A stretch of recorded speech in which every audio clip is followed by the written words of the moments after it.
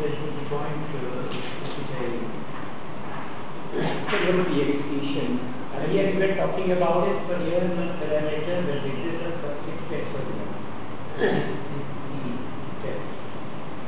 test for here one parameter. Here one parameter is rho. Here then also exists one parameter about 1. But it is assuming in here one.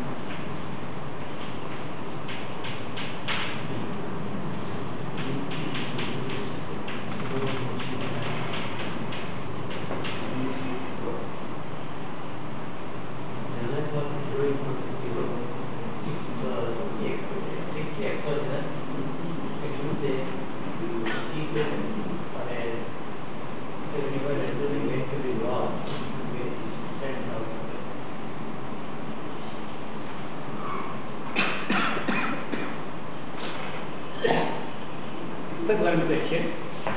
So earlier you were discussing about the static model where serial correlation problem is present. In that case, we can transform it into a dynamic model. Then you also talked about the use of robust error. So when we use the robust error in a static model or in dynamic model? You can use it in any context, but it depends upon what particular model you are using. You have to a very general method.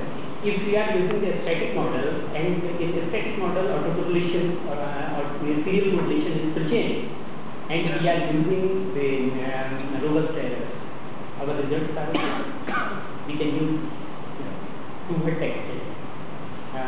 Suppose the serial correlation problem is diffusion. Then even in that case, we use the robust error can be used.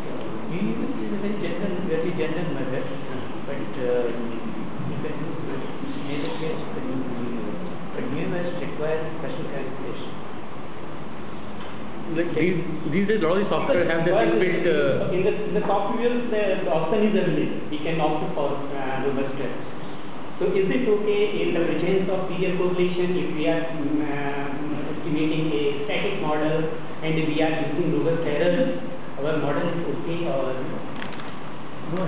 See, the quality is the choice is between using the OLS, which is not completely efficient, and using a more efficient method. For a more efficient method, you have to make a very specific assumption about the departure from zero serial correlation. Then only you can use a more efficient method. The advantage of the UES procedure is you can still use OLS without making an assumption about the form of the serial correlation, and your conclusions will be valid. That is the advantage of the UES procedure. But as I said, OLS is not efficient. so the deviation UES does not deal with the problem of inefficiency. It only deals with the problem of having an invalid standard error. To use an efficient method, you have to know about the form of the deviation from so we can say that the serial correlation problem is severe, we should avoid using OLS. The problem is more not really efficient. The modern trend is because we are not able to find out what is the more correct form of the model, you are better off using OLS with the robust standard. This is true of White's correction for reciprocity or universe correction for serial correlation. So the modern trend is because we can't really make any reasonable guess about the form of the deviation from optimality. Therefore, use OLS and use the valid standard either in White's test or in the universe. That is